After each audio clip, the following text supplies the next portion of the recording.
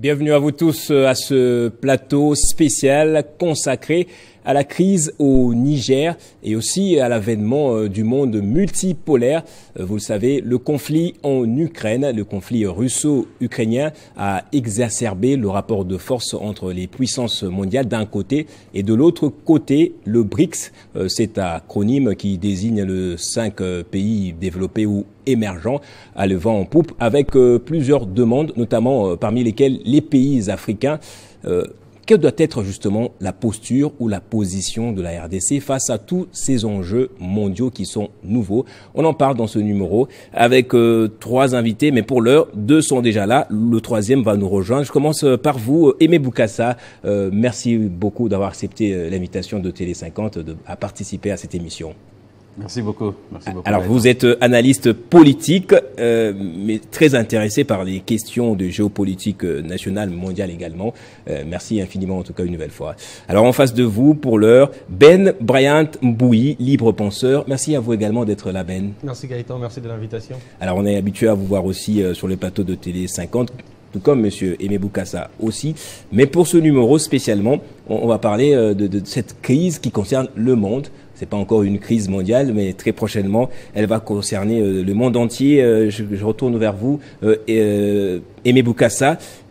La crise au Niger, est-ce un autre signe qui montre clairement que l'Occident est en train de s'effondrer ou de s'affaiblir en Afrique?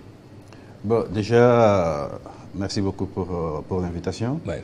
Et je voudrais saisir cette occasion pour remercier le gouvernement congolais du geste panafricain qu'ils ont commis, qu'ils ont manifesté à l'égard de la délégation sportive et culturelle nigérienne qui était ici dans le cadre de Jeux de la francophonie. Ils sont arrivés et chez eux, il y a ce qui s'est passé. C'était pas une bonne chose qu'ils puissent retourner d'emblée dans leur pays après les Jeux. Et le gouvernement congolais a montré, pendant longtemps a montré un geste du panafricanisme parce qu'ils sont nos frères. Donc on les a gardés pendant un moment ici et je pense qu'ils sont retournés avant-hier et ils sont très très heureux. Je vis des vidéos où ils remerciaient le peuple congolais et le gouvernement congolais par rapport à ces gestes-là, donc c'est très très bien. Alors, maintenant, pour revenir au vif du sujet, par rapport à la situation qui se passe là-bas, au Niger, ben, ça n'a pas commencé aujourd'hui. Ça a commencé déjà depuis un temps que la jeunesse africaine, panafricaine, est en train de monter au créneau pour se plaindre de la politique extérieure française en Afrique. Mais les autorités françaises, je pense qu'ils sont dans un autre monde. Ils sont dans un autre monde. Ils ne voient pas les choses comme nous le voyons, parce que nous sommes les concernés. C'est nous, la jeunesse africaine, nous sommes concernés. Et eux, ils sont dans leur droit de vouloir maintenir la France-Afrique à leur manière, de vouloir imposer les intérêts français de manière continuelle sur le continent africain, continent francophone africain, aux grandes dames au mépris de ce que les Africains pensent. Mais, les intérêts des pays. Bien sûr, mais ce qu'ils oublient, c'est que à l'époque de la colonisation, de l'esclavage, ils avaient affaire à nos aïeux, à l'époque à nos arrière-grands-parents. À l'époque de la colonisation, ils avaient affaire à nos grands-parents. Et non, à l'époque de l'esclavage. Et après, à l'époque de la colonisation, ils avaient affaire à nos parents. Et aujourd'hui, ils ont affaire à nous. Quand je dis nous, c'est-à-dire cette jeunesse africaine, cette population africaine intellectuelle, évoluée, qui a fréquenté les mêmes institutions qu'eux, qui est complètement décomplexée et qui aujourd'hui se bat pour l'émergence du continent africain. Cette jeunesse africaine qui se bat pour l'affranchissement total de l'Afrique vis-à-vis de cet impérialisme occidental sur le continent. Et donc aujourd'hui, ils ont intérêt à comprendre que l'heure est arrivée où ils doivent s'asseoir avec l'Afrique, pas de manière paternalistique comme ils ont toujours eu à le faire, mais ils doivent maintenant s'asseoir. Emmanuel Macron a invité les chefs d'État africains lors d'un récent, j'appellerais cela un sommet où il a montré publiquement la nouvelle politique française vis-à-vis de l'Afrique. Oui. Mais vous savez, c'est une chose de dire nous voulons changer de choses, mais ça n'est autre chose, la pratique. Nous voulons voir ça dans la pratique. Et dans la pratique, la politique française en Afrique, c'est pas à eux de venir encore nous dire ce que nous devons faire. Nous devons nous asseoir et discuter, défendre nos intérêts. Et si on n'est pas d'accord, Alors, cet éveil de conscience panafricaine, comme vous voulez, doit forcément passer par des putschs militaires où on renverse des présidents démocratiquement élus pour certains pays. Non, pas forcément, pas forcément. Vous savez, on parle beaucoup plus de putsch militaires, mais les putschs, il y a beaucoup de putschs institutionnels qui se font, qui s'opèrent en Afrique, et surtout en Afrique francophone. Vous remarquerez que ces putschs-là, tout ce désordre-là, c'est beaucoup plus dans les pays francophones, encore que la France. C'est beaucoup plus dans des pays francophones. Il y a des putschs institutionnels qui se font, des changements de présidents qui sont là pendant des années, des décennies, qui changent des constitutions au fil du temps pour rester toujours au pouvoir. Ce sont des coups d'État, ça aussi. Et on devrait aussi en parler.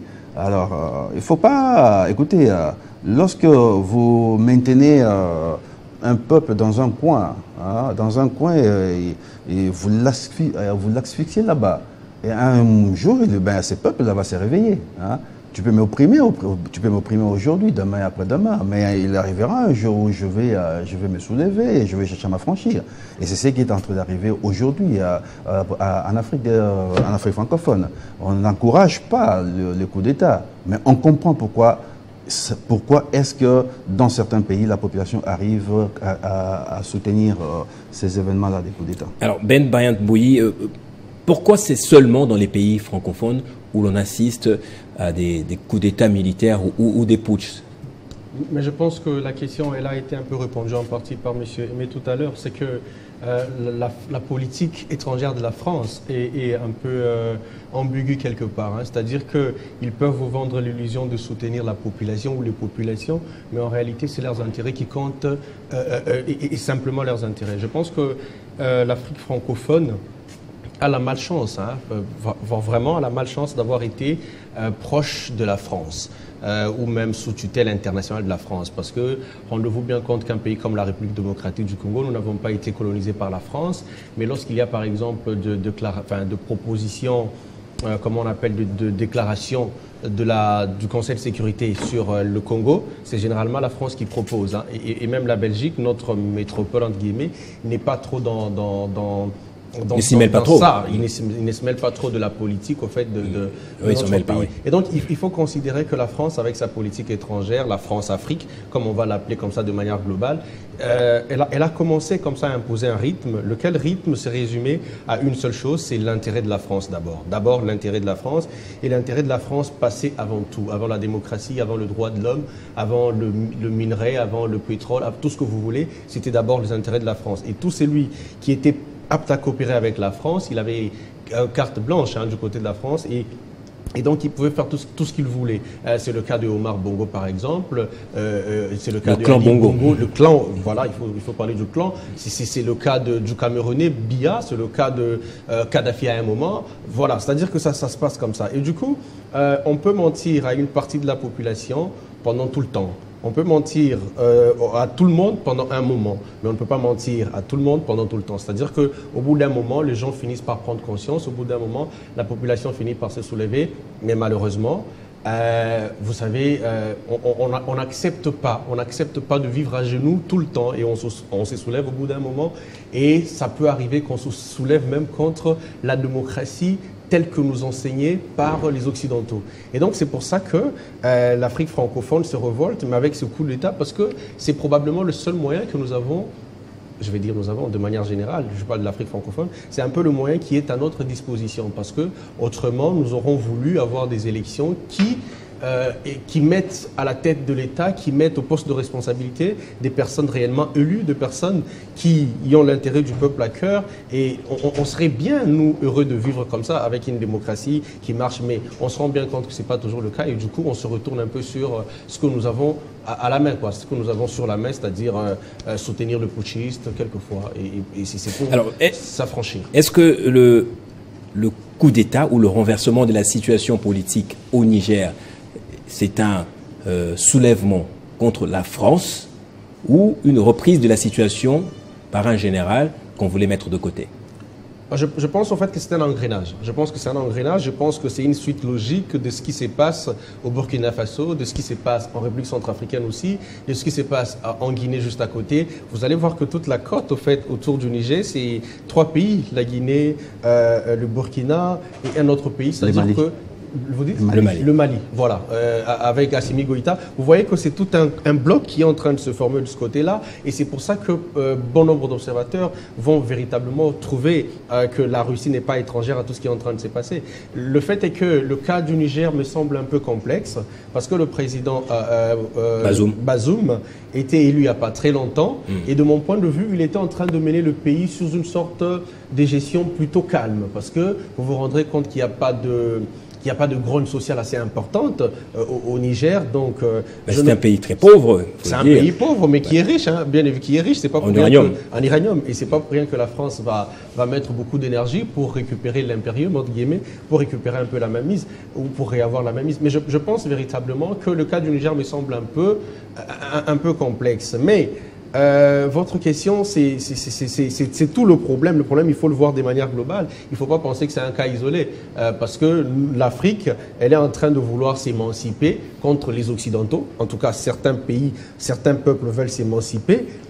Mais en utilisant le moyen enfin, de mon point de vue, ce n'est pas le moyen parfait. C'est pas le moyen parfait. Le chef d'État, enfin, pas le chef d'État, il est peut-être le chef de la junte, M. Tchani, le général Tchani. Oui. Il était chef d'état-major avec l'ancien président Mamadou Issoufou. Il est le chef d'état-major aujourd'hui. Il pouvait rester en fonction. Il est resté en fonction pendant longtemps. Je ne pense pas, je ne pense véritablement. Chef de la garde républicaine, justement. Oui, de la garde républicaine. Je ne pense pas qu'il ait voulu sauver sa peau. Je pense qu'il est simplement complice ou qu'il est de mèche avec un projet qui est plus grand que lui. Et je pense que le projet, il va au niveau qui est en train de se réaliser dans le Sahel. Petit à petit. Et l'objectif, c'est que la Russie va véritablement marquer sa présence. On va peut-être en parler, mais en vrai, c'est une révolte contre la France, contre les Occidentaux, mais quelque part, c'est un peu déshabiller Saint-Paul pour habiller Saint-Pierre. Parce qu'après, nous sommes en train d'aller vers... la Russie, ce n'est pas un impérialiste comme les autres, mais c'est quand même un pays qui voit aussi ses intérêts. Donc au bout d'un moment, il faut qu'on se pose la question, est-ce qu'on a déshabillé Saint-Pierre pour habiller Saint-Paul? Est-ce que la Russie va garantir les intérêts de l'Afrique comme nous l'imaginons? Parce qu'il faut à un moment sortir du rêve, il ne faut pas rêver que la Russie va nous donner, je ne sais pas, je parle de nous, l'Afrique, va nous donner des choses comme ça, comme sur un plateau d'or. Je pense qu'il faut véritablement réfléchir sur ces questions-là. Alors, Aimé Bokassa, on s'émancipe de la France, mais pour aller où? Eh bien, écoutez, juste pour compléter ce que le confrère Mbouyi a dit sur le Niger, vous constaterez qu'aujourd'hui, les soutiens populaires que la situation au Niger est en train de prendre, et même tous les Africains qui aujourd'hui sont en train de soutenir ou semblent soutenir ce qui se passe au Niger, c'est toujours en contestation par rapport à l'impérialisme occidental. Donc vous remarquerez que la presse occidentale est en train de faire du forcing pour qu'il y ait intervention militaire, intervention armée au Niger. Donc ils ont porté cette affaire-là comme si c'était une affaire occidentale. Non, c'est une affaire africaine qui doit être résolue par les Africains. Ouais, mais justement, c'est résolu par les Africains, le Nigeria est au-devant de la scène plutôt, avec la Côte d'Ivoire aussi. Maintenant, avec l'insistance des Américains et des Français, ça donne comme impression que c'est la communauté internationale. Ils sont en train de vouloir régler cette affaire-là par les truchements de la CEDEAO. Et ça, les Africains ne sont pas d'accord. Les Africains veulent que ce qui concerne l'Afrique soit résolu par les Africains. Et nous en sommes capables. Donc ça, c'était juste pour compléter ce que le camarade a dit. Maintenant, est-ce qu'il y a une mainmise de la Russie là derrière? On ne pourra pas dire non, mais on ne pourra pas non plus dire oui. Le problème, c'est que quand vous êtes dans cette logique-là de pouvoir vous affranchir, et vous regardez ce que la communauté internationale est en train de faire en Ukraine, tous les soutiens que la communauté apporte à l'Ukraine, de manière aveugle, ces gens-là, ils sont en train d'appauvrir même leur population, les Occidentaux, pour soutenir l'Ukraine, cet engouement, cette détermination-là. Et ben, on s'est dit que il est temps absolument qu'on puisse vraiment en découdre avec ces gens-là. Et ben, donc on soutient ce qui est en train de se passer. Alors, je ne dis pas que c'est bien les coups d'État, c'est pas la voie appropriée à suivre. Mais écoutez, lorsqu'on n'a plus d'autre choix, eh bien, on fait ce qu'on doit faire. Alors, les menaces de la CEDEAO ne sont-elles pas légitimes? Parce qu'on sait très bien que jusqu'à aujourd'hui, depuis le 26 juillet, le président Bazoum est en quelque sorte séquestré dans le palais présidentiel. C'est tout à fait normal qu'il revendique au moins sa libération et qu'il veuille notamment intervenir militairement. Non, écoutez, vous savez, cette région du Sahel... Oui, il faut voir autre chose. Cette région du Sahel... Oui. Est sérieusement déstabilisé depuis que les Occidentaux sont allés mettre le bordel en Libye. Ça a déstabilisé complètement cette région-là jusqu'aujourd'hui. Maintenant, vous comprenez que aller maintenant faire la guerre au Niger, c'est que ça va encore entraîner comme déstabilisation. Cette région-là, ça risque de s'embraser totalement. Et qui vont en pâtir? Eh bien, ça ne sera pas les Occidentaux, ça sera encore nos frères africains. Et pas un seul pays, mais c'est toute cette bande-là qui sera complètement déstabilisée.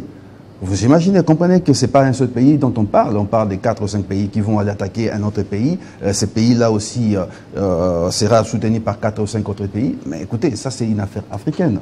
On doit la résoudre à notre manière. Et je pense qu'on doit accorder la chance à la diplomatie. Vous voyez, les Occidentaux, ils ne veulent pas parler de la diplomatie en Ukraine.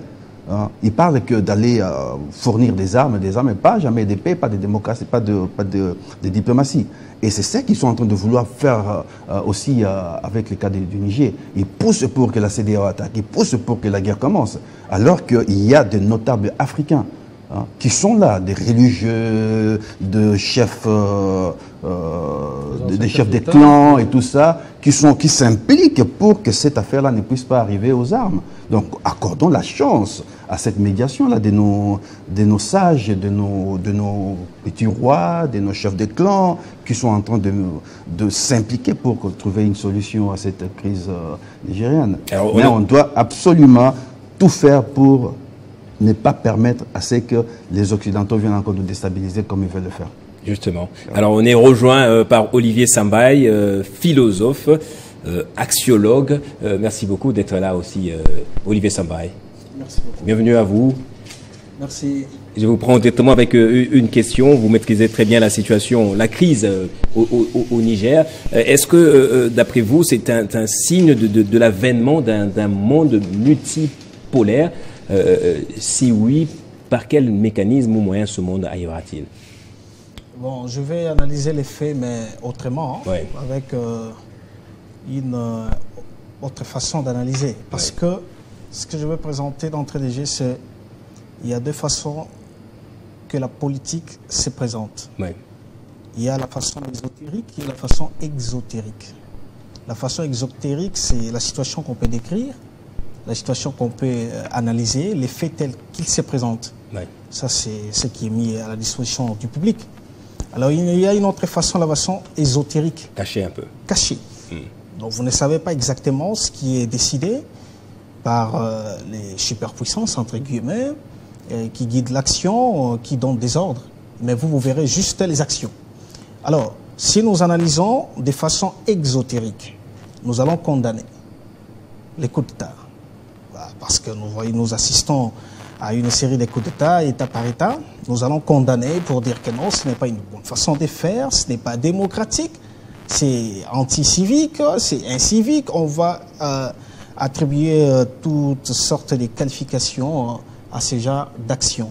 Mais de façon ésotérique, si on analyse, nous allons peut-être émettre un autre jugement pour dire que voilà, les Occidentaux veulent s'accaparer du sol africain pendant plus de 63 ans, que les États africains sont indépendants, mais vous allez comprendre que cette indépendance est des facettes, parce que les dessous des cartes montrent que nous ne sommes pas encore indépendants.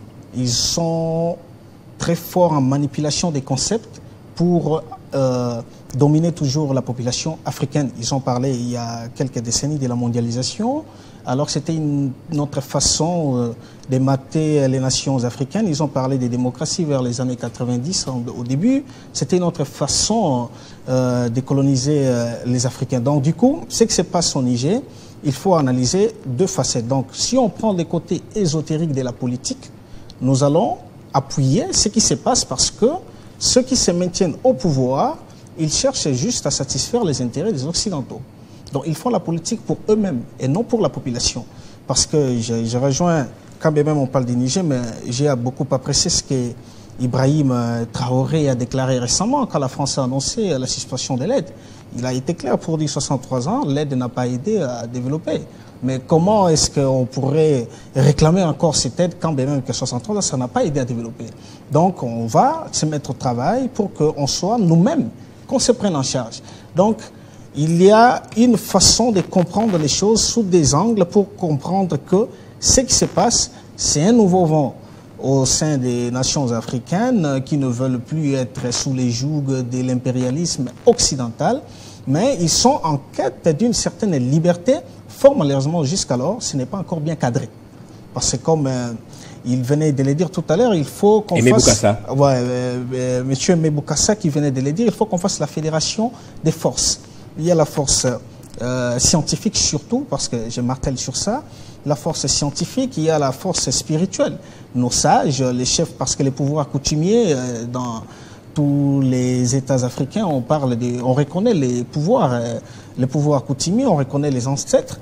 Qu'on fasse la fédération de toutes ces forces pour réfléchir de par nous-mêmes, définir ce que nous voulons être par nous-mêmes et poser des conditions pour qu'on s'affirme dans les concerts des nations. Ce n'est pas s'affranchir de la France ou des Occidentaux pour aller s'aligner derrière la Russie, par exemple. Bon, de façon ésotérique, oui. Parce que nous ne saurons pas les prouver, mais quand on analyse de façon approfondie, on va voir la Russie derrière. Ça, c'est une évidence, parce que la Russie voudrait à ce que le monde occidental soit complètement anéanti. Mais pour ce faire, il y a une autre façon d'attaquer l'Occident, c'est-à-dire faire en sorte que les États africains se désolidarisent davantage de la France. Et du coup, les États occidentaux ne vont pas trouver encore leur force et puis ils vont s'affaiblir. C'est ça la stratégie que joue la Russie, mais en analysant un tout petit peu, vous voyez que c'est un tout petit peu, bon, parce que ce n'est qu'au début, que ça paye un peu du fait que la France continue toujours à réclamer, continue à s'affaiblir, État par État. On rejette l'hégémonie française, ce qui permet peut-être à la Russie de voir que sa carte est en train de payer. Alors, chercher à se détacher du monde occidental pour s'allier à la Russie, personnellement, je trouve cette démarche moins aisée. Il faut qu'on s'ouvre aux puissances mondiales, demander de l'expertise pour avancer. Justement, c'est ça ce monde multipolaire. Est-ce que sur la carte, comment ce sera quel monde en fait? Il faut redéfinir les relations, oui. Non seulement avec la France, parce que qui sait ce que la Russie va faire? Peut-être que la Russie cherche à récupérer tous les continents africains pour affirmer sa puissance.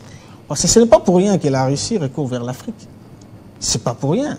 Ce n'est pas pour rien que les Occidentaux continuent toujours à chercher à s'accaparer de l'Afrique.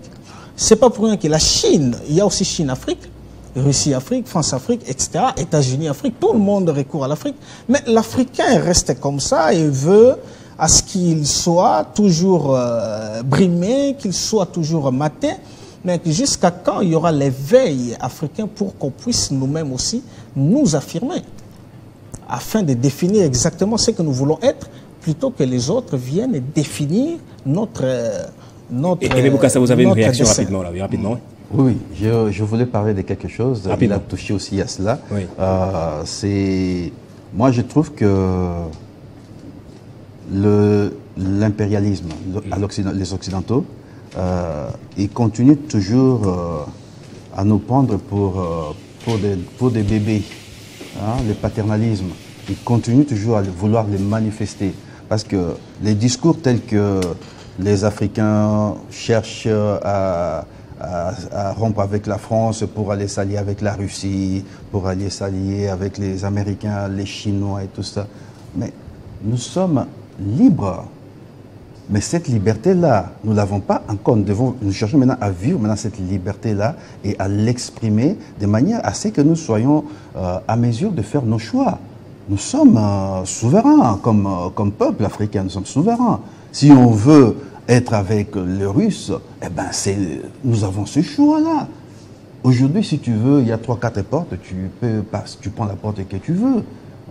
On ne va pas venir encore nous dire pendant plus d'un siècle. Ces gens-là nous ont dit... C'est même autour de ça que repose notre émission, l'avènement de ce monde où on a la possibilité d'aller dans un pôle, tout comme dans l'autre pôle. Mais concrètement, ce n'est pas possible. Il n'y a que les Occidentaux qui tiennent encore un tout petit peu, je dirais, en laisse plusieurs pays. Je pense que pour nous, Africains, il n'est plus question aujourd'hui de dire qu'on va aller avec... telle puissance ou telle puissance. On peut en avoir plusieurs. On peut en avoir plusieurs. Nous sommes libres. Alors, parlons de la RDC avant que je prenne Ben Bokassa. La RDC, que devrait être sa posture du 22 au 24 août, où se tiendra ce sommet du BRICS. Plusieurs pays ont formulé leur demande d'adhésion à cette organisation. Alors, la RDC est encore loin. On n'a pas vu d'un signe de notre côté voulant soit aller de là-bas ou pas. Que doit être notre position? Non, mais déjà, d'emblée, je remercie Télé 50 parce que je suis un peu les informations, les chaînes à gauche, à droite. C'est la chaîne que je vois en train de parler un peu de BRICS. Donc, je vous remercie pour cela. C'est à la RDC de savoir ce qu'elle veut. C'est à la RDC de savoir ce qu'elle veut. Nous devons aujourd'hui définir les intérêts de la RDC. C'est quoi les intérêts vitaux de la RDC? Et ça, c'est un travail que le gouvernement... que les politiques doivent faire. Il devait y avoir une espèce de conclave ou quelque chose comme ça, mais où le pouvoir, tous les acteurs économiques, politiques de la RDC, les philosophes, tous réunis et définissent réellement c'est quoi les intérêts vitaux de la RDC. Une fois que ces intérêts vitaux de la RDC sont définis, maintenant cela soit porté maintenant par chaque Congolais, par tous les partis politiques. Aujourd'hui, ce n'est pas normal que le président de la République soit en train de s'attaquer, par exemple, au Rwanda, défendre la RDC face au Rwanda, et qu'il y ait d'autres politiciens congolais et tout ça qui puissent ne pas emboîter ces pas-là. Et bien, pourquoi ça ne se fait pas? C'est parce que les intérêts vitaux de la RDC ne sont pas réellement bien définis. Et maintenant, nous devons définir les intérêts vitaux de la RDC et c'est cela qui doit dicter la politique de la RDC de maintenant vers les années à venir, quoi. Et que ce soit pour aller adhérer au BRICS, pour aller adhérer à n'importe quelle autre organisation, eh bien, tout doit être dicté par nos intérêts. Là où se trouvent nos intérêts, eh bien, on y va. Si on doit adhérer à 1000 organisations à partir du moment que la RDC se retrouve, eh bien, on y va. On y va. Ben Bryant-Mbouyi, est-ce qu'on a la possibilité aujourd'hui, avec cette relation privilégiée avec les Américains, par exemple, d'adhérer ou de faire une demande d'adhésion au BRICS? Mais je pense que, comme disait M. Bokassa, on a la latitude de prendre cette décision. Le fait est que la RDC ne s'est pas encore affirmée dans le concert des nations. C'est toute la vérité. Économiquement, nous sommes encore loin. Politiquement, on a encore beaucoup de problèmes à l'interne qu'il faut régler. Et ça fait que nous sommes un peu distancés par rapport aux autres. Il faut bien admettre que, par exemple, pour l'analyse que nous sommes en train de faire sur la Russie, par exemple, la Russie n'est pas encore prête à mettre toutes ses armes en Afrique parce que l'Afrique n'apporte pas encore grand-chose à la Russie. Par contre, vous verrez que la France peut mettre les paquets. Vous avez évoqué le cas de la Libye tout à l'heure. C'est parce que la France avait beaucoup d'intérêt en Libye. Ils savent par exemple que la contrepartie de la guerre qu'ils vont mener en Libye, la contrepartie peut être importante. Et la contrepartie, ça sera le pétrole par exemple. Et donc, au jour d'aujourd'hui, si la RDC veut par exemple monter les enchères, il faut que nous arrivions à être forts déjà économiquement, que nous puissions proposer quelque chose, parce que vous savez que le minerai que nous produisons ici en grand nombre fuite un peu de partout, et quelquefois même le Rwanda en produit ou en exploite plus que nous. Et donc c'est un peu ça le problème. Il faut que économiquement que l'on arrive à prendre déjà une position, que l'on arrive à se définir, que les intérêts vitaux soient définis, comme disait M. Bokassa tout à l'heure, mais après nous serons à mesure de prendre notre propre destin en main, nous serons à mesure de prendre la décision qui s'impose à nous. Alors il faut quand même aussi, juste pour faire un petit bond, c'est de dire que l'Afrique reçoit certaines fois les dictats parce que, comme disait Georges Clemenceau, ancien Premier ministre de France, la liberté, c'est le droit de se discipliner soi-même pour ne pas être discipliné par autrui. Si nous n'arrivons pas nous-mêmes à respecter les règles que nous établissons. Vous avez donné l'exemple de coups d'État institutionnels qui ont été opérés. Moi, le cas qui me revient en tête, c'est le Tchad, par exemple. Le Tchad le président Itno Déby Idriss meurt, son fils, qui était dans l'armée, le remplace sur base de rien du tout. Et le président Bazoum, qui aujourd'hui se retrouve dans le pétrin, soutenait à l'époque cette décision devant le président français qui a parrainé le jeune Déby. Et donc, il soutenait ce coup d'État-là. Aujourd'hui, il est en train de vivre un autre coup d'État sous une autre forme. On ne peut plus le soutenir. De mon point de vue, il faut que nous arrivions nous-mêmes à respecter les règles que nous établissons. S'il y a une constitution, qu'elle parle de 7 ans ou de 5 ans, qu'elle parle de 2 mandats ou pas de mandats, que l'on arrive au moins à respecter cette constitution, que les dirigeants arrivent à respecter leur peuple, et de ce point de vue, nous allons consolider une force à l'interne. Parce que ce que nous sommes en train de faire en réalité, en tant qu'Afrique, nous ne sommes pas en train de nous battre contre... nous ne sommes pas en train de nous battre pour notre émancipation, en vrai. Nous sommes en train de nous battre pour punir la France. C'est tout le problème. Et en punissant la France, ou en se détachant des Occidentaux, nous allons vers un autre, la Russie, qui, elle aussi, le moment venu, va récupérer l'Afrique, au fait, comme son butin de guerre. Sera le nouveau impérialiste, peut-être. Effectivement, il va récupérer l'Afrique comme son butin de guerre, il va en faire ce qu'il veut. Il faut que nous arrivions à nous battre. C'est un peu comme ce que font les Occidentaux. On n'agit pas un peu selon la théorie du ressentiment. C'est tout le problème. C'est comme les Occidentaux, ils ne se battent pas pour soutenir l'Ukraine. Ils se battent contre la Russie. C'est parce que si la Russie gagnait cette guerre-là, elle va prendre une certaine dimension. Et il faut se battre contre la Russie. Le problème, ils n'ont pas un amour particulier envers l'Ukraine. C'est juste qu'il faut combattre la Russie et tous les moyens sont bons. Et nous n'avons pas ici à combattre les Occidentaux comme si c'était des ennemis acharnés. Et vous le dites très bien dans votre conclusion, il faut que nous soyons en mesure de choisir nos partenaires selon le cas. Je disais, je crois dans une émission ici avec Gaëtan, que par exemple la Chine et les États-Unis qui se disputent au fait la suprématie sur le monde, ces deux grandes nations, les deux sont de partenaires l'un pour l'autre, les principaux partenaires commerciaux l'un pour l'autre. C'est-à-dire que le premier partenaire commercial de la Chine, c'est les États-Unis et vice-versa.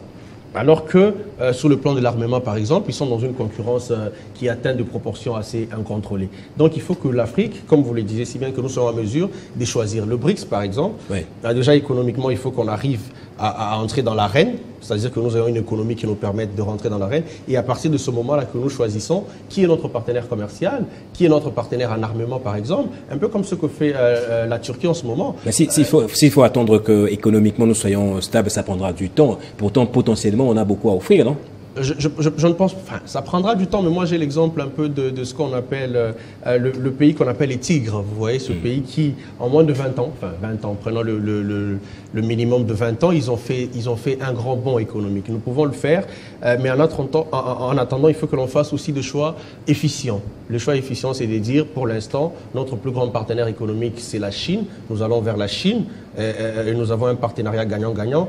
Et d'un autre côté, notre plus grand partenaire peut être en armes, ça peut être la Russie. Il faut qu'on arrive à faire ce choix-là en attendant que l'on soit économiquement très fort. Olivier Sambaï, philosophe, pourquoi aujourd'hui, ou de nos jours, la Russie attire autant? Pourtant, économiquement, je dirais, même culturellement, le monde africain a peu à voir avec les Russes. Notre culture est fortement influencée par la culture occidentale. Et même spirituellement, c'est l'orthodoxie là-bas. Ici, soit les musulmans, soit les chrétiens catholiques. Pourquoi ça attire aujourd'hui? Pourquoi ça a les vents en poupe? Bon, la Russie aura raison d'avoir les vents en poupe simplement parce que l'Africain parvient à faire une analyse approfondie des relations entre l'Africain et l'Occidental. Oui. L'échec est cuisant. Il est vraiment patent. Ce qui fait que l'Africain s'est dit, tiens, je ne peux plus continuer avec ces partenaires qui me poignardent dans les dos, qui feignent de m'aider, de me soutenir, alors qu'en principe, il veut à tout prix me voir m'appauvrir davantage. C'est une analyse approfondie que fait l'Africain qui lui permet de prendre une certaine décision, de changer de partenaire. Ça, en tout cas, c'est ce qui apparaît, et ça paraît aussi logique parce que les cas, par exemple, de la République démocratique du Congo, vous savez, 75 ans durant, la Belgique a colonisé les Congo. Nous sommes État indépendant, disons, Congo belge en 1908.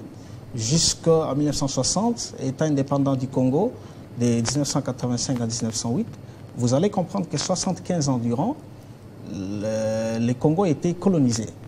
Depuis qu'on est indépendant, ça fait 63 ans. Si vous faites la sommation, c'est plus d'un siècle que nous sommes en partenariat avec les Occidentaux. Mais quel est l'apport des Occidentaux dans le développement, dans la survie même des États africains? Et l'Africain, en analysant de façon approfondie, en tant qu'intellectuel aussi avisé, il va se dire, tiens, il ne nous aide pas, mais par contre, il nous approvise.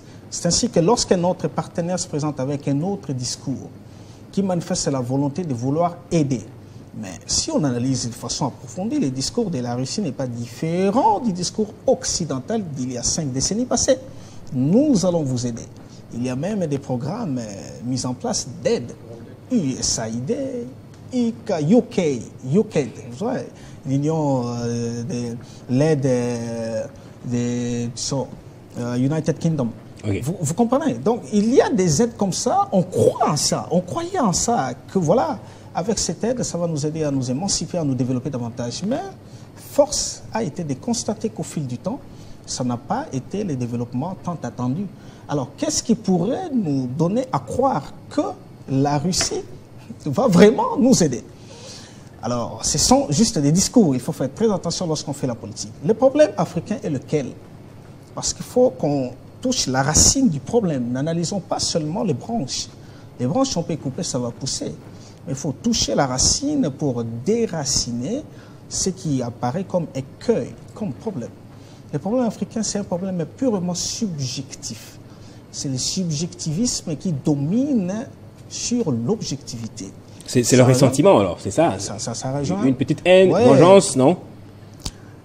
Sédar Senghor, l'émotion est nègre, comme la raison est hélène. Il ne s'était pas trompé lorsque, quelques décennies après, on constate la gestion même de la chose publique des États africains. On se rend compte que c'est le subjectivisme, la subjectivité qui prévaut surtout. C'est-à-dire les dirigeants politiques africains travaillent pour leurs propres intérêts et non pour l'intérêt de la population. Et lorsqu'ils accèdent à la gestion de la chose publique, ils versent dans la morale politique, je ne cesse de revenir sur ça, la morale politique qui consiste à valider les antivaleurs. La corruption devient un mode de vie, le détournement devient un mode de vie, la concussion devient un mode de vie, et du coup, on oublie la population, du coup, on oublie la raison, du coup, on est émotif. Et lorsqu'on est émotif, on ne saura pas produire des raisonnements logiquement corrects pour guider la nation. Combien d'États africains aujourd'hui sont à même de nous présenter les centres nationaux de réflexion scientifique? Parce que ce sont des états d'âme. Or, on ne gère pas l'État avec l'état d'âme, mais il faut gérer l'État avec l'âme de l'État. Alors, quelles sont les âmes des États africains? C'est justement ça le problème. Ce sont des états d'âme subjectifs qui gèrent les États, alors qu'on devait avoir les âmes des États. Les âmes des États ou l'âme d'un État se trouve où? Se trouve dans les milieux purement scientifiques. Le monde occidental dont on admire la beauté scientifique, architecturale, économique aujourd'hui, s'est appuyé sur la science, point barre. Il y a Prigogine, un grand penseur russe. Prigogine. Il y a Prigogine, mais c'est un grand penseur russe. Okay, oui. Je pensais que vous parliez d'Evgeny Prigogine. Non, je parle d'un physicien justement. Qui s'adonnait aussi trop à la philosophie. Un ouvrage très intéressant intitulé La Nouvelle Alliance. Le sous-titre est encore plus intéressant, La métamorphose de la science. Vous savez, ça a contribué à ce que la Russie est aujourd'hui. L'ouvrage est publié en 1986, mais à voir l'évolution et l'impact de cet ouvrage-là dans la société russe, ça a permis à ce que les Russes se sont appropriés la connaissance scientifique et ils se sont comparés au monde occidental pour avancer, pour évoluer. Mais en Afrique, nous avons les seuls domaines où l'on peut se mesurer à l'irréductibilité occidentale, c'est les domaines scientifiques. Cheikh Anta Diop nous a laissé un testament. Armez-vous de la science jusqu'aux dents. Et le monde occidental ne saura pas prendre de l'ascendance sur nous. Qu'est-ce qui fait que Cheikh Anta Diop soit reconnu mondialement comme savant? Parce qu'il s'est adonné à la science et a fait en sorte que cette science-là soit au service de la nation. C'est ce qui doit constituer les combats africains. Qu'on soit en mesure de nous ouvrir la science, parce que la science, elle est universelle. La science est la formalisation de la réalité. Or, la réalité est réelle et elle est présente partout. Et le Congo étant l'un des éléments parmi les réels, il faut qu'il soit aussi formalisé dans sa gestion en faisant en sorte qu'il y ait vraiment une alliance entre la science et la politique. Formalisation, ce n'est pas le cas. Voilà ce que cher ami a dit. On ne sait même pas respecter nos lois. Simplement parce que ce sont des états d'âme qui gèrent. Si on avait l'âme de l'État, on dirait, voilà, la Constitution est établie, on la respecte comme telle. Lorsque déjà les prétendus partenaires ne nous voient pas respecter nos propres textes, comment ils vont nous prendre au sérieux? Et Boukassa, j'aurais bien aimé que ce soit la Chine qui nous intéresse plus, parce qu'il y a beaucoup d'investissements chinois sur le continent africain. Aujourd'hui, on parle beaucoup plus de la Russie. Comment comprendre cela? Non, écoutez, qui parle beaucoup trop de la Russie? C'est de l'Afrique au Sahel, principalement. Oui, mais qui nous parle beaucoup plus de la Russie? Évidemment, c'est toujours les Occidentaux. Ok. Ah ouais. La Russie, c'est un danger pour les Occidentaux, c'est un danger pour eux. Mais ce qui est dangereux pour eux, ça ne doit pas forcément être un danger pour nous. Mandela l'a dit. Hein? Il l'a dit face à George Bush. Il lui a dit, mais vous les Américains, vous les Occidentaux, vous avez cette fâcheuse tendance à croire que vos ennemis doivent nécessairement aussi être nos ennemis. Non! Vos ennemis, ce sont vos ennemis. Vous avez fait des choses, vous avez détruit ce monde depuis plus de 300 ans. Hein? Mais vos ennemis, ce sont vos ennemis. Quand l'Afrique du Sud souffrait, quand l'Afrique souffrait, eh ben, ce sont ces Russes-là, hein, l'Union soviétique, qui étaient là pour aider l'Afrique à s'affranchir de la colonisation. Donc ça, on ne doit pas oublier. Les Russes ne sont pas en train de venir en Afrique. Ils y étaient déjà depuis très très longtemps. Mais après, à la dissolution de l'Union soviétique, l'économie russe a connu ce qu'elle a connu. L'Union soviétique a connu ce qu'elle a connu. Et ils ont eu un leadership clairvoyant avec Poutine qui a rebâti la Russie. Et donc, elle est en train de faire ce que tout le monde cherche à faire en tant qu'État. Les États cherchent leurs intérêts. Et la Russie, elle vient en Afrique pour aussi ses intérêts. Mais c'est à nous, les Africains, de savoir définir nos intérêts et d'aller avec qui... Justement, selon Olivier Sambaï, la priorité pour les Africains devrait être de se former, de se préparer à ce nouveau monde, plutôt que de vouloir se venger. Justement, j'allais en arriver. Okay. La dernière fois quand j'étais là, je crois avoir parlé dans le sens que nous devrions commencer à réfléchir dans ces pays. Hein, pour nous, les Congolais, hein, pour sortir maintenant de manière particulière, l'Afrique en général, mais de manière particulière, nous devons commencer à réfléchir dans ces pays. On ne réfléchit pas dans ces pays. Hein. Tout est calé sur la politique. Les scientifiques, c'est comme si, même les scientifiques, ils sont tous entrés dans la politique. Et donc, c'est un manque énorme pour notre pays. On doit commencer à réfléchir dans ces pays. Et ça, c'est l'appel que moi j'ai lancé aux autorités, aux chefs de l'État. S'il y a un des meilleurs héritages qui peut léguer à cette jeunesse africaine et pour les futures générations, c'est de créer ces cadres-là où les scientifiques sont restaurés, où les penseurs sont restaurés, où les philosophes sont restaurés. Moi, je suis en admiration quand j'écoute Olivier Sambaï. Olivier parler de manière philosophique. Je me dis, on doit restaurer tout ça. Hein? On doit restaurer tout ça. On doit pas. C'est vrai, la politique domine toujours beaucoup trop de choses, mais on ne doit pas oublier quand même ce qui est essentiel. Et ce qui est essentiel, c'est qu'on doit avoir maintenant un pays où il y a des penseurs, des gens qui réfléchissent sur ce qui est bien pour notre pays. Pour revenir à la question de BRICS, on n'est pas une nation économiquement forte. Oui. Et vous avez parlé du fait que vous êtes intervenu pour dire, mais on a quand même beaucoup de potentiel. Oui. Effectivement, maintenant, si on avait cette commission-là, des penseurs, des scientifiques qui réfléchissent, ils pouvaient bien réfléchir à ça. Hein? Il y a beaucoup de choses qu'on peut faire avec juste le potentiel que nous avons là. Je peux vous donner quelques exemples. Vous savez, nous sommes l'espoir pour la survie de l'humanité en termes climatiques. Hein? Le monde aujourd'hui est en train de souffrir les grands risques, et c'est les risques du changement climatique. Avec le bassin du Congo. Et le bassin du Congo, c'est la solution à cela. Mais c'est un atout majeur qu'on peut mettre en valeur pour aller négocier avec les BRICS. Nous avons 9 voisins, ces pays, la RDC a 9 voisins. Nous-mêmes, nous sommes 120 millions d'habitants. Lorsque nous prenons maintenant tous les habitants dans les 9 pays qui sont tout autour de nous, ça nous fait un marché, ça fait un marché de plus ou moins 300 millions d'habitants.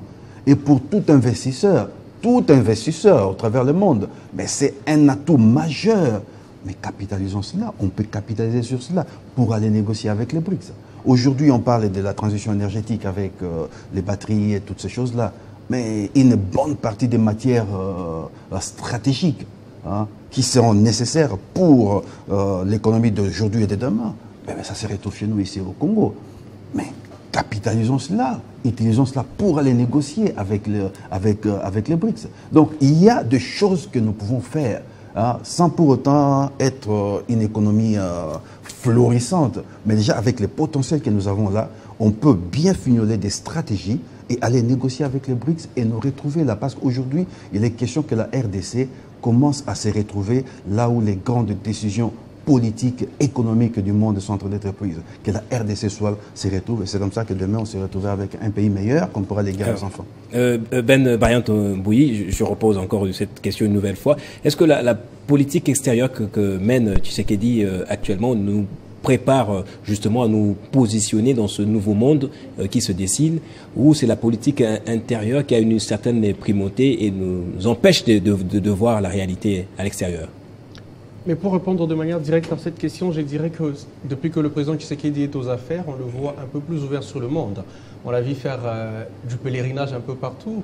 On l'a vu aux États-Unis, on l'a vu en Chine. Est-ce que c'est de cette manière-là qu'on le fait, en fait? Oui, mais le problème, c'est que nous sommes où? Où est-ce que nous sommes positionnés? Je pense que lorsqu'on évoque les questions philosophiques ici, on devrait commencer par là. Où est-ce que nous sommes en réalité? Là, pour l'instant, le Congo se situe où exactement?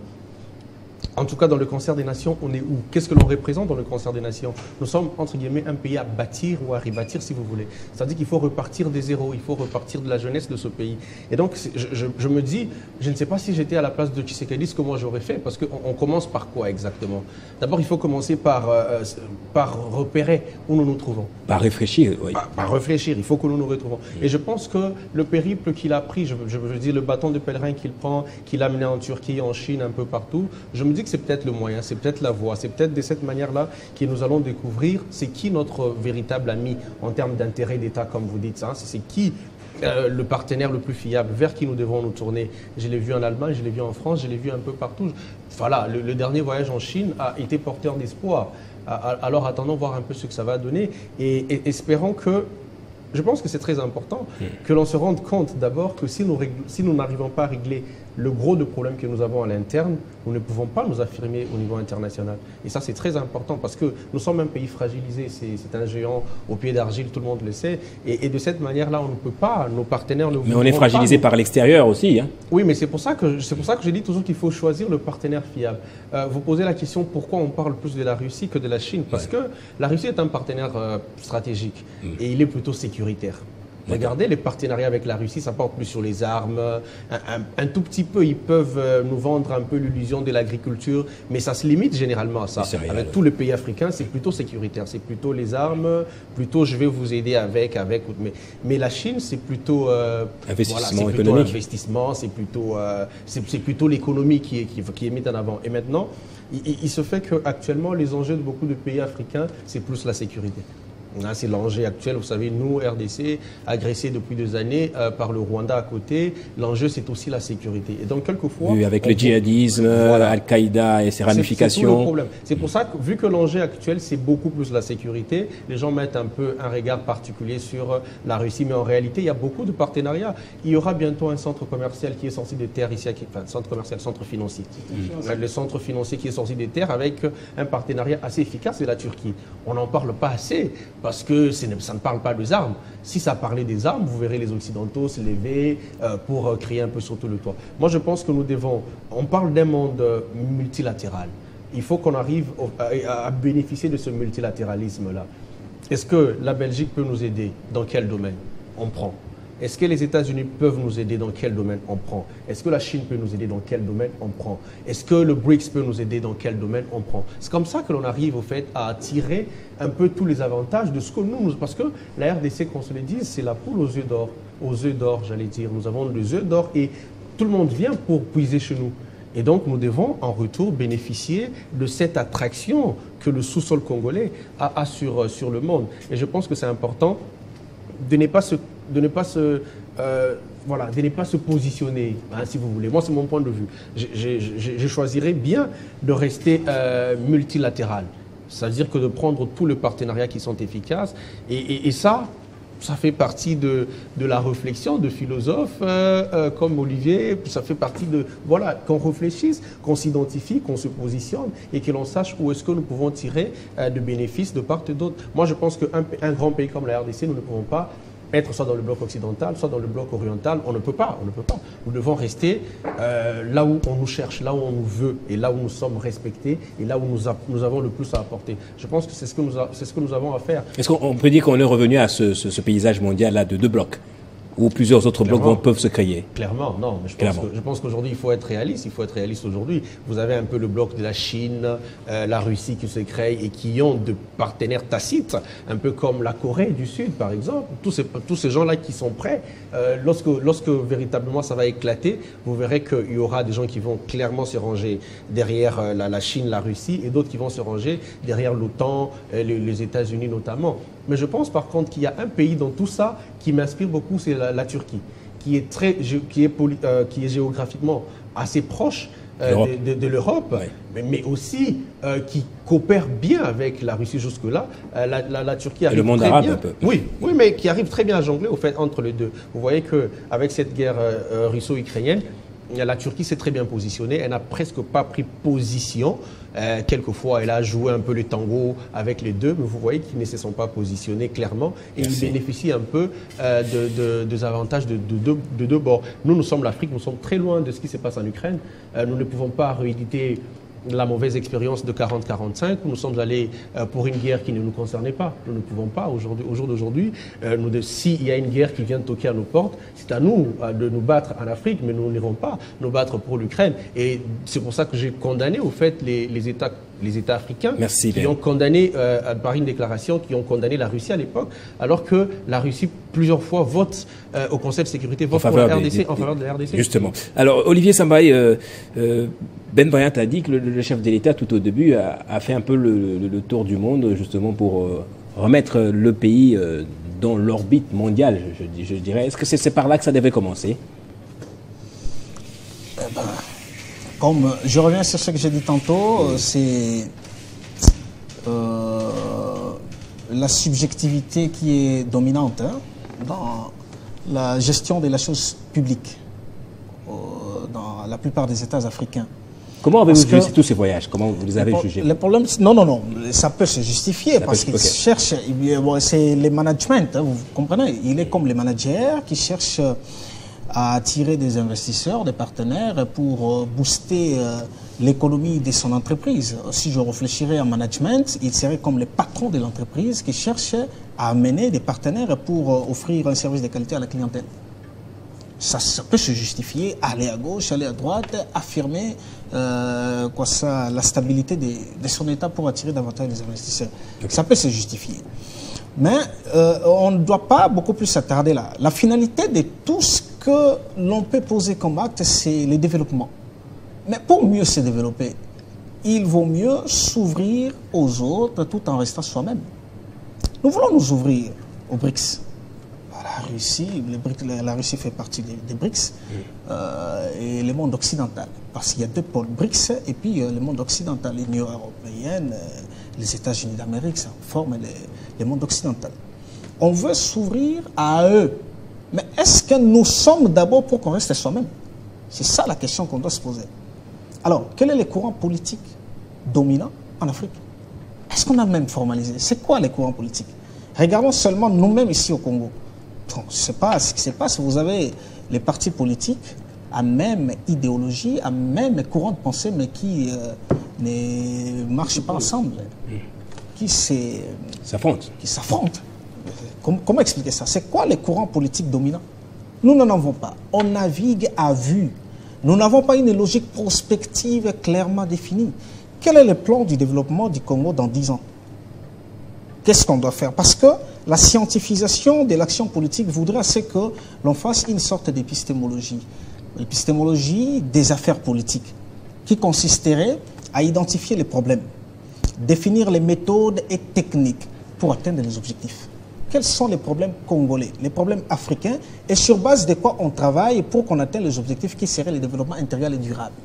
Nous n'avons pas de courants politiques clairement définis. On ne sait pas. C'est le socialisme, qu'est-ce qu'il y a? Il y a le libéralisme, on ne sait pas. À telle enseigne que nous avons et les républicains et les démocrates à la manière américaine qui cohabitent, qui se retrouvent dans sorte de groupement politique. Vous comprenez? Donc on fait la politique pour soi, parce que nous n'avons pas la formalisation de la pensée. Quel est le courant de pensée économique qui domine au Congo et dans tous les pays africains? Nous n'avons pas. On est communiste? Quoi? On est capitaliste? On ne sait pas comprendre. Nous naviguons à vue. Un bateau qui navigue sans savoir exactement la destination. C'est ça le problème. On devrait en principe formaliser la gestion de la chose publique. Donner l'État les bases solides en s'appuyant sur la connaissance scientifique. Parce que la science répond à tout problème réel, visible, palpable. Quelle trouve science? ses solutions la science importée, la science qui vient de l'Occident. Non. La science ne vient pas de l'Occident. La science, elle est universelle. Les mathématiques, vous ne direz pas que ça vient de l'Occident. La mathématique, d'ailleurs, pour dire que la science est universelle, aux origines des connaissances scientifiques, c'est l'Égypte. Et l'Égypte, là, elle est pharaonique et elle est noire. Théophile Obenga l'a démontré. Cheikh Anta Diop l'a démontré. Jusqu'aujourd'hui, personne ne sait le contredire. Alors, ne disons pas la science occidentale, non.